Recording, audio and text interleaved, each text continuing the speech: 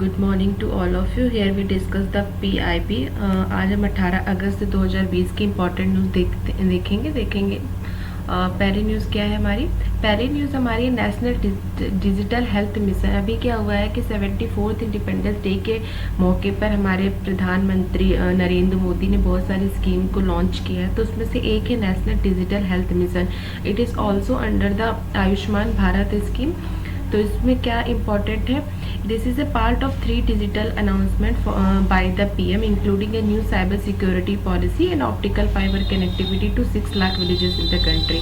तो जो 3 digital announcement किए थे उसमें से ये एक है नेशनल डिजिटल हेल्थ मिशन, और रेस्ट ऑफ थे साइबर सिक्योरिटी और ऑप्टिकल फाइबर कनेक्टिविटी के बारे में। नेक्स्ट देखते हैं द NDMHM यानी कि नेशनल डिजिटल हेल्थ मिशन जो है हमारा, ये इसमें 14 डिजिट का एक सीरियल नंबर होगा, एक हेल्थ ID आपको प्रोवाइड कराई जाएगी, जिससे कि कोई भी इंफॉर्मेशन कि आपने कहाँ पे चेकअप कराया, कौन से डॉक्टर से कंसल्ट किए, तो आपकी सारी इंफॉर्मेशन हेल्थ से रिलेटेड एक पर्सनल हेल्थ रिकॉर्ड होगा, ठीक है, जिसे डिजी डॉक्टर बोलेंगे, और हेल्थ फैसिलिटी का रजिस्टर बनेगा। तो ये सारे फीचर्स है नेशनल डिजिटल हेल्थ मिशन का, यानी कि completely is a digital health ecosystem. और at a later stage it will also include E-फार्मेसी एंड टेलीमेडिसिन सर्विस। बाद में इसमें E-फार्मेसी और टेलीमेडिसिन सर्विस को भी इंक्लूड किया जाएगा, और इसके लिए regulatory guidelines for which are being framed, एक रेगुलेटरी गाइडलाइन भी इसमें फ्रेम की जाएगी। और इसकी जो इम्प्लीमेंटिंग एजेंसी वो आयुष्मान भारत है, ठीक है।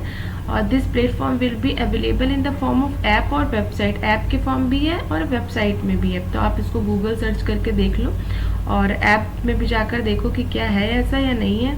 नेशनल डिजिटल हेल्थ मिशन, ठीक है। The Digi Doctor option will allow doctors from across the country to enroll, and their details, including their contact number, if they want to provide them, will be available। Digi Doctor में क्या होगा, पूरी country में सबको ये क्या होगा, doctor को अलाउ होगा, एक्सेस कर सकते हैं, और वो उनके जितने भी कॉन्टेक्ट नंबर है, ठीक है, उन सब में ये आपस में शेयर कर सकते हैं कि क्या डिटेल्स है, उनको क्या उनकी आपस में जो भी इंफॉर्मेशन है एक डॉक्टर से दूसरे डॉक्टर तक की एक इंफॉर्मेशन का जो एक बहुत बड़ा गैदरिंग है कि किसको क्या नीड है, उस हिसाब से इसमें सारी चीज़ें शेयर हो जाएंगी। This doctor will also be assign digital signature for free. अगर जैसे होता है ना, कोई रिफ़र कर देता है कि ये डॉक्टर वहाँ पे आप जाओ, तो उसमें क्या होगा कि ऐसे डिजी डॉक्टर में हमें पता चल जाएगा कि कौन से डॉक्टर कहाँ पर है, तो डॉक्टर की इन्फॉर्मेशन भी रहेगी। और इसमें डॉक्टर डिजिटल साइन भी करने का ऑप्शन है, तो उसमें फ्री डिजिटल साइन भी है, which can be use for writing prescription. अगर कोई राइटिंग प्रिस्क्रिप्शन लिखते हैं तो उसमें वो डिजिटल साइन करेंगे। It will be volunteer for the hospital और डॉक्टर। पहली बात, जो नेशनल डिजिटल हेल्थ मिशन है ये वॉलंटरी है हॉस्पिटल्स के लिए, डॉक्टर्स के लिए। इट इज़ नॉट कंपल्सरी, ठीक है, तो ये कंपल्सरी नहीं है, ये वॉलंटियर है। तो ये हमारा पूरा था नेशनल डिजिटल हेल्थ मिशन। इसमें एक हेल्थ ID होगी, जिसको नेशनल हेल्थ ID कहेंगे, जो रिपोजिटरी होगी सारी हेल्थ रिलेटेड इंफॉर्मेशन की, ठीक है। वेरियस हेल्थ केयर प्रोवाइडर्स होंगे इसमें, जैसे इसमें laboratory, hospital, insurance company, online pharmacy, telemedicine firm, ये सारी चीज़ें, ठीक है। और ये हमारा है नेशनल डिजिटल हेल्थ मिशन। और आगे देखते हैं project dolphin and project lion. तो PM ने अनाउंस किया इसको भी एज 74th इंडिपेंडेंस डे 15 अगस्त को। 2 प्रोग्राम, प्रोजेक्ट डॉल्फिन और प्रोजेक्ट लॉयन। प्रोजेक्ट डॉल्फिन के बारे में पहले हम देखते हैं। गैंगेटिक रिवर डॉल्फिन जो है वो हमारी नेशनल एक्वेटिक स्पीसीज है, ठीक है।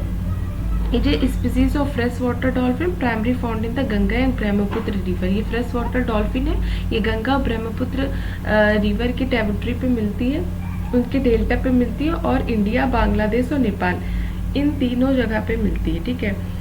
तो at present there are about 3700 Gangetic river dolphin in the Indian river system. अभी हमारे यहाँ 3700 गैंगेटिक रिवर डॉल्फिन है जो इंडिया में पाई जाती हैं।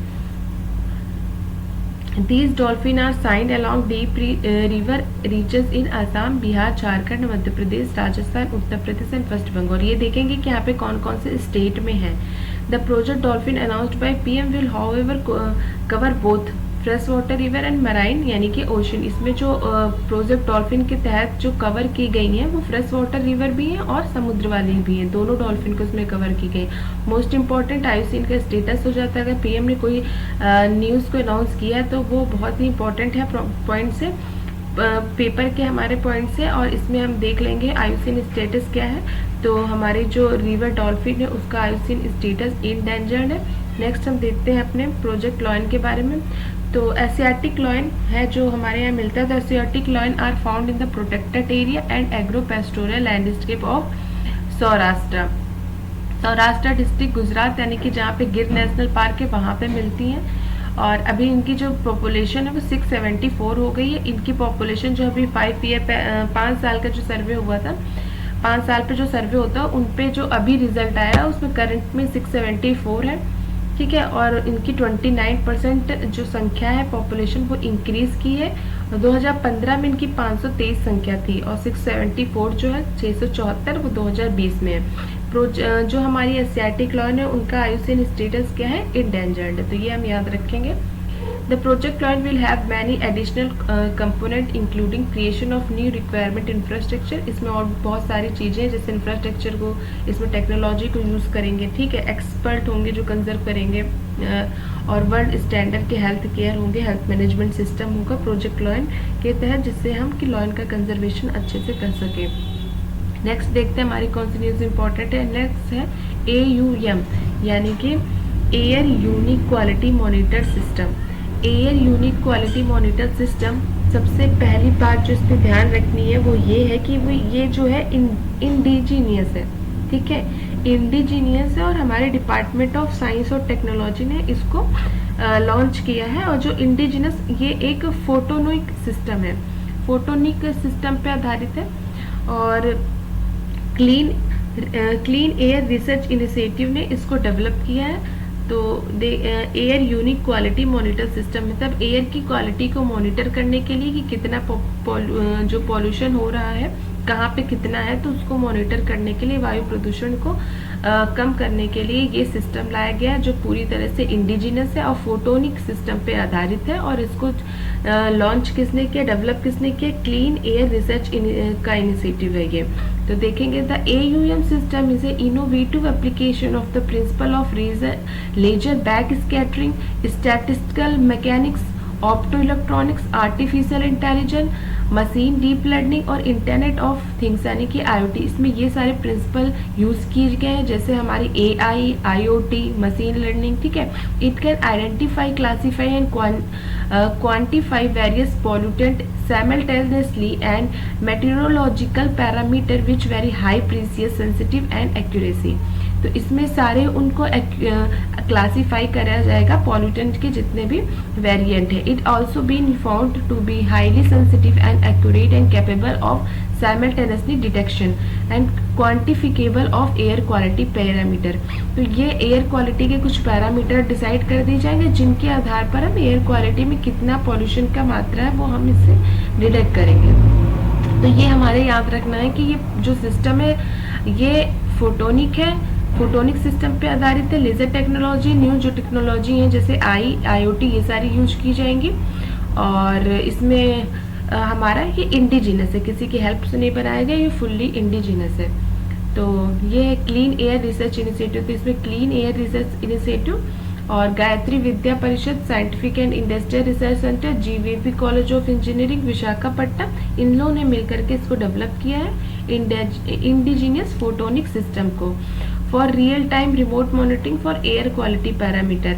तो ये क्या करेगी, जितने भी एयर क्वालिटी पैरामीटर को रियल टाइम पे मॉनिटर करेगी। देखते हैं नेक्स्ट आर्टिकल। नेक्स्ट हमारा कौन सी न्यूज इंपॉर्टेंट है, नेक्स्ट है कोलैबोरेटिव रोबोटिक्स इनोवेशन हब। अभी क्या हुआ, डिपार्टमेंट ऑफ साइंस टेक ने 170 करोड़ रुपए IIT दिल्ली को दिए हैं टू डेवलप करने के लिए इनोवेशन हब टेक्नोलॉजी, जो है इनोवेशन हब डेवलप करो कोलैबोरेटिव रोबोटिक्स पे। इसमें क्या होगा कि आप रोबोटिक्स, आप इनोवेशन की टेक्नोलॉजी में अगर आगे बढ़ते तो कई टेक्नोलॉजी का डेवलप करते हैं। तो इसमें इस टेक्नोलॉजी में रोबोटिक्स पे मेन फोकस किया गया कि पूरा हमें हब बनाना है, ठीक है।